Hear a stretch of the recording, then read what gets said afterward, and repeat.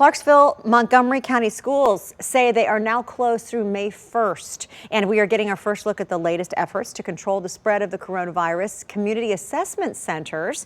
Nashville's COVID-19 task force walked us through the first center set to open. News 4's Ryan Breslin was there. He joins us now live in Southeast Nashville with what he saw. Ryan, tell us. Interesting here. Yeah, Tracy.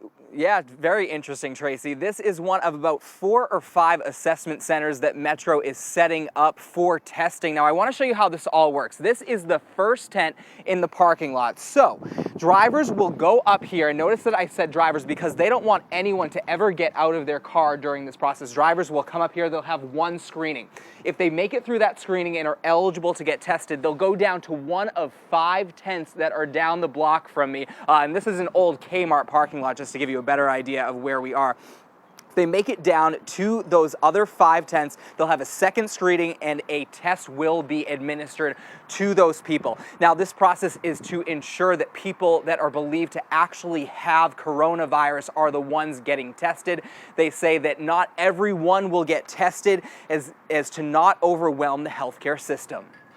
The way you overwhelm the healthcare system is people don't practice social distancing and all these practices we've talked about. A bunch of people become infected, and the surge of people who need critical medical care hits our hospital systems, and they just can't take care of it.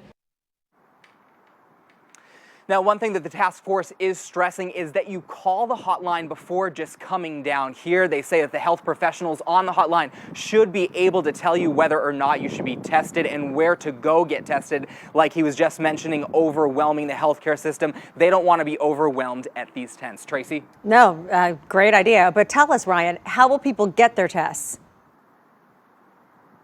Well, that is still being finalized at this point, but they tell me that it will be a telephone number that you'll have to call, that once you get tested, you'll call that number to get your results. It will be under all HIPAA guidelines, just making sure that people, once again, staying in their cars, not infecting other people. And they don't want people to come down here that may not have COVID-19, the coronavirus, because they said there's a chance that you could get it by other people that are down here. Tracy? Yeah, don't need that exposure. Right. Thank you so much, Ryan Breslin, tonight.